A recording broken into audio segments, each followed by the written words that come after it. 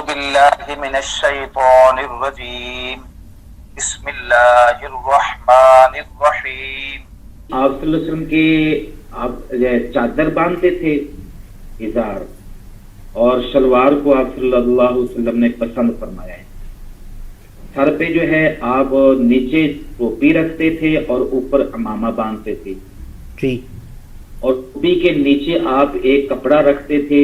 حدیث میں آتا ہے کہ وہ آپ سر پہ تیل بہت زیادہ لگاتے تھے، اور تیل زیادہ لگانے کی وجہ سے چونکہ وہ تاکہ ٹوپی اور عمامہ میلہ جلدی نہ ہو جائے، اس لیے آپ صرف نیچے ایک کپڑا باندھتے تھے۔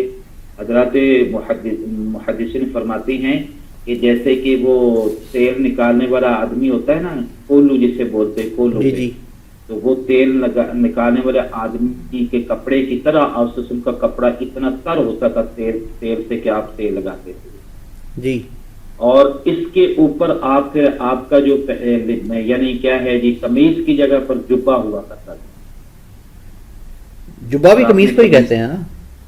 جی جبہ بھی قمیص کو ہی کہتے ہیں؟ نہیں، قمیص جو ہم پہنتے ہیں ایک یہ قمیص ہے جی، جی، ایک وہ جو عرب میں جبہ پہنتے لمبا۔ اچھا، لمبا ہوتا ہے۔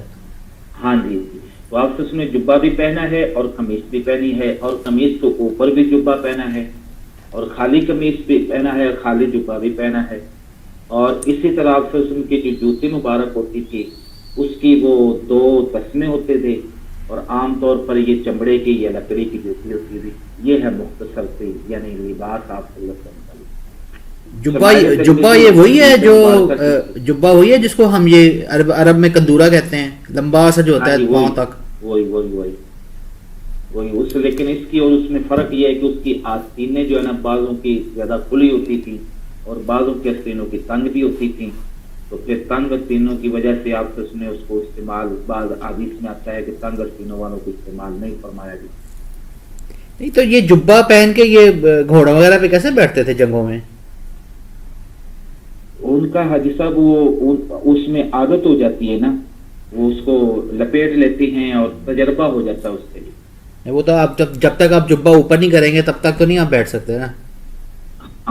نہیں، وہ جبہ تو اوپر نہیں کریں گے، نہیں بیٹھ سکتے، لیکن یہ کہ نیچے تو اظہار بند ہوتا تھا نا۔ لیکن آپ نے یہ جبہ زیادہ تر سفر میں نہیں پہنا، زیادہ تر جبہ جو ہے نا مقام پہ پہنا ہے، اور سفر میں تو قمیص ہوتی تھی اور کھلی قمیص ہوتی تھی، پنڈلی نصف پنڈلی تک، نصف پنڈلی تک، لمبائی میں نصف پنڈلی تک ہوتی تھی، اور کھلی آستینیں ہوتی اور کھلی قمیص ہوتی اس میں، تاکہ ہوا آب و ہوا جو ہے نا وہ اس کا صحیح لگے گی۔ اور نیچے دھوتی ہے؟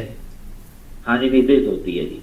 اچھا، وہی جو عرب کا لباس ہے، پھر وہی ہے، عرب نیچے دھوتی پہنتے ہیں اوپر جبہ پہنتے ہیں لمبا سا، لیکن وہ جاتا ہے پیروں تک۔ نہیں تو دھوتی پہنتے کہ آپ وہ نیچے وہ شلوار سے پہنتے باریک سی؟ نہیں، دھوتی ہوتی ہے۔ کچھ لوگوں نے دھوتی باندھی ہوتی ہے، اور کچھ لوگ جو ہیں وہ شلوار پہنتے ہیں، سلی ہوئی جو شلوار ہوتی ہے۔ ہاں، یہ لیکن جو میں نے پیور عربوں کو دیکھا ہے یہاں پہ، جو ہمارے آفس میں بھی آتے ہیں عرب، جو بالکل پیور عرب ہیں، یعنی کہ یہ جنہوں نے شلواریں پہنی ہوتی ہیں نا، یہ باہر کے ہیں، یہ ادھر کے ہیں، آپ کہہ لیں ایجپٹ کے ہیں، مصر کے یا باقی، لیکن جو یہاں کے لوکل ہیں، جو پرانے عربی ہیں، ان ساروں نے نیچے دھوتی پہنی ہوتی ہے۔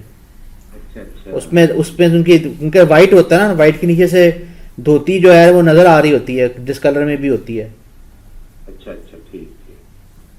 صدق اللہ العظیم۔